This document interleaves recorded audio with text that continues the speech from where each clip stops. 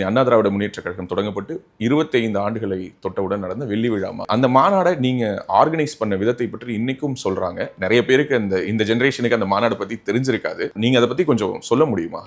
அதுல பாத்தீங்கன்னா 96ல அதிமுக மிகப்பெரிய ஒரு படுதோல்வி இருந்துச்சு. 4 எம்எல்ஏக்கள் தான் இருந்தாங்க. அம்மாலாம் கைது செய்யப்பட்டாங்க. கைது செய்யப்பட்ட பிறகு நாங்களும் கைதானோம். எல்லா இடத்துலையும் சிறைச்சாலை. அன்னைக்கு திமுக ரொம்ப பழி வாங்கினாங்க.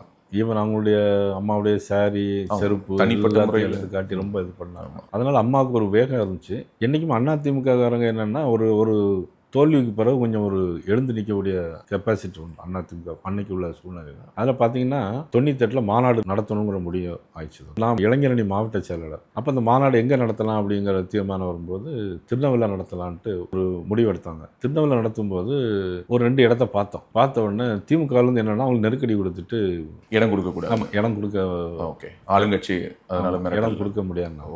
அப்போ நான் சம்மந்தப்பட்ட ஒரு இடம் திரு கருப்பசாமி பாண்டியன் நாங்கள்லாம் இது பண்ணி போய் பார்த்து அதில் போய் சொன்ன உடனே அம்மாவுக்கு சொன்ன உடனே சரி அங்கேயே நடத்திடலாம் அப்படின்னு முடிவு பண்ணி அதில் வெள்ளி விழா ஜனவரி 1ஆம் தேதி 1998ஆம் ஆண்டு.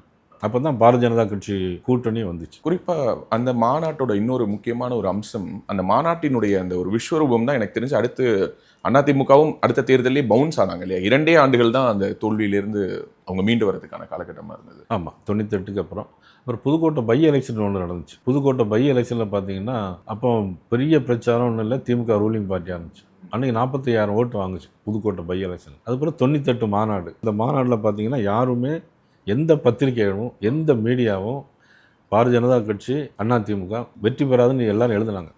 ஜெயிக்காது அப்படின்னு எழுதுனாங்க. ஆனால் அந்த கூட்டணி அன்றைக்கி ஜெயிச்சது. அன்றைக்கி மத்தியில் ஆட்சிக்கு வந்துச்சு.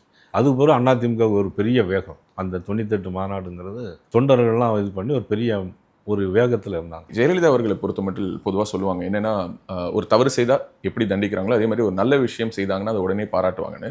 அந்த மாநாட்டை வெற்றிகரமாக நீங்கள் நடத்தி காட்டியதுக்கு கொடுக்கப்பட்ட பரிசு தான் 2001 உங்களுக்கு கொடுக்கப்பட்ட எம்எல்ஏ டிக்கெட்டுன்னு எடுத்துக்கலாமா? ஆமாம், அதுக்கு பிறகு அம்மா என்னென்னா இந்த மாநாட்டில் யாரெல்லாம் எப்படி ஒர்க் பண்ணாங்க அப்படிங்கிறது. அதில் அந்த மாநாட்டில் எங்களுக்கு அந்த ஃபுட் கமிட்டி சாப்பாடு ஏற்பாடு தான் பண்ணிட்டு இருந்தோம். அதில் நான், நம்முடைய அண்ணன் செங்கோட்டை அண்ணன் அவர்கள் எல்லாம் பொறுப்பில் இருந்தோம். அண்ணன் திண்டுக்கல் சீனிவாசன் நீங்களா இருந்தால் அந்த உணவு ஏற்பாடு. ஓகே, நான் அங்கேயே இருந்தனால அண்ணன் செங்கோட்டையன் அண்ணன் நாங்கள்லாம் என் வீட்டிலே தான் தங்கி இருந்துட்டு 1,00,000 பேருக்கு சமையல் பண்ணோம். ஃப்ரெஷ்ஷாக சமைச்சு எல்லாத்துக்கும் கொடுத்தோம். அதில் அம்மாவுக்கு ஒரு பெரிய என் பேரில் ஒரு நல்ல அபிப்பிராயம்.